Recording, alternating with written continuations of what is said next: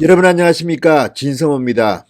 윤석열 검찰총장이 지금 굉장히 비통해 있다고 합니다.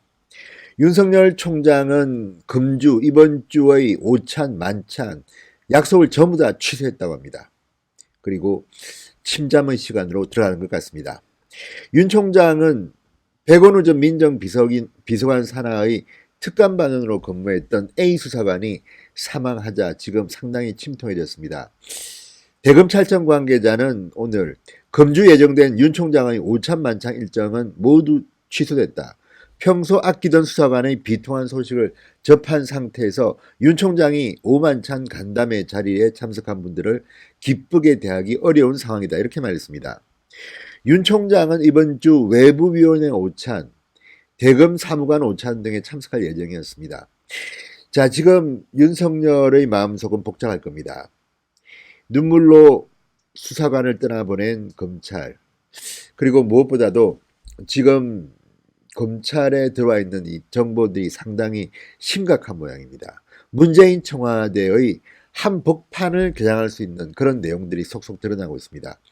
무엇보다 이 검찰이 기대하고 있는 것은 A 수사관, 숨진 A 수사관의 핸드폰입니다.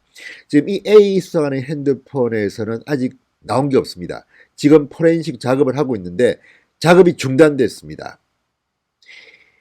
A 수사관이 숨지기 전에 패턴으로 알아볼 수 없게, 그러니까 아무나 이 핸드폰을 들여다보지 못하게 해놓았기 때문입니다. 그리고 또 하나 중요한 점은 이 A 수사관이 왜 패턴 장치로 해서 다른 사람들이 이 핸드폰을 바로 알아보지 못하게 했을까요?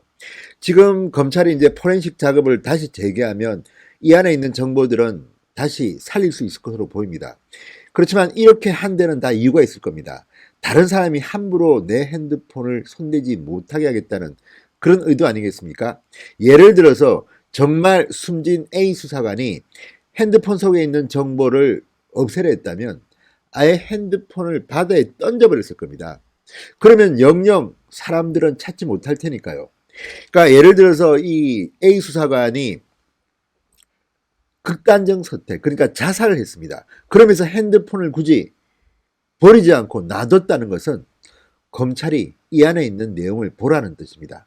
그리고 이 안에는 단순히 최근에 그 전화해서 A 수사관한테 야, 뭐 유재수 전 부시장 어떻든, 예를 들어서 뭐 또는 야 울산 이거 이야기 좀 적당히 해라, 뭐 이런 예를 들어서 이런 추측성이지만 이런 압력 전화가 중요한 게 아닙니다. 이 A 수사관의 핸드폰에는 백원우 별동대, 백원우 쪽은 부인하지만 백원우가 만든 특별한 특별감찰반의 활동이 다 담겨 있습니다. 핸드폰은 역사입니다.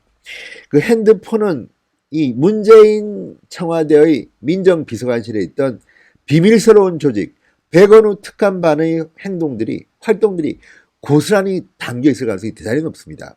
그렇다 보면 우리가 상상하기 힘든 어떤 법의 범위를 넘어서는 일들이 들어가 있을 수도 있고, 또 굉장히 중요한 실세와의 대화가 있을 수도 있고, 그 동향이 담겨서 있을 수 있고, 조사 결과 보고서가 있을 수도 있습니다.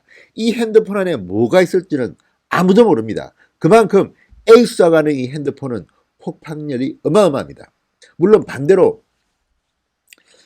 뜻밖의 많은 것이 나오지 않을 수는 있습니다. 그렇지만 그렇다 하더라도 최소한의 것만 나와도 문재인 정권은, 문재인 청와대는, 백원우 전 비서관은, 조국 전 수석은 어마어마한 타격을 입게 될 가능성이 대단히 높습니다. 핵폭탄과 같은 겁니다. 이 안에 문재인 청와대의 민정실이 그동안 어떤 일을 했던가, 이게 과연 온당한 일인가, 민정비서관실, 대통령 친인척 관리, 민심 동향 보고 등의 범위를 벗어나는 어떤 비밀스러운 작업을 해왔던가, 이런 것들이 드러날 경우 폭탄이 터지는 겁니다. 자, 윤석열 검찰총장은 이례적으로 지금 서초경찰서를 압수수색했습니다. 자, 일반적인 자살 사건으로 보이는 사망 사건에서 검찰이 직접 개입하는 경우는 거의 없습니다. 이번 사건은 특수합니다. 서초경찰서가 수사를 하고 있는데 그 중간에 검찰이 압수수색하고 치고 들어와서 유서와 핸드폰을 가져갔습니다. 왜 그랬을까요?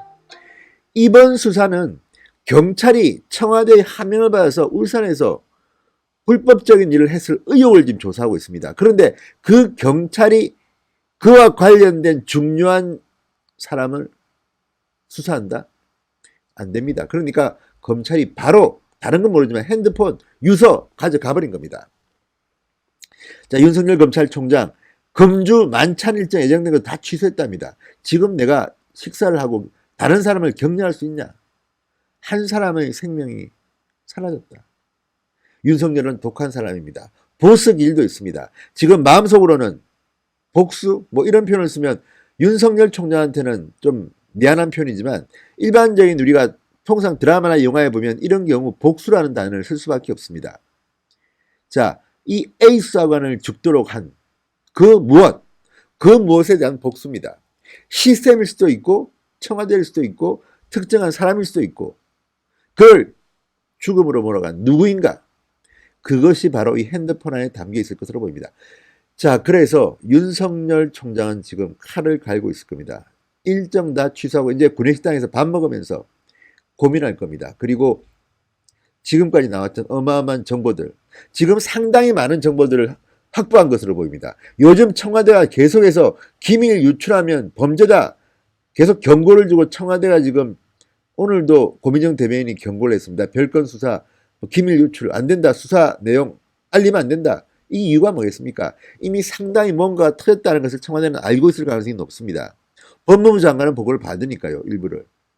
자, 그렇다면 윤석열 검찰은 이것을 어떻게 돌파할 것인지 청와대와 민주당이 지금 벌벌 떨면서 공격을 하고 있습니다. 민주당도 어제 의총 오늘 아침 회의 전부 다 이 검찰에 대한 성토였다고 합니다.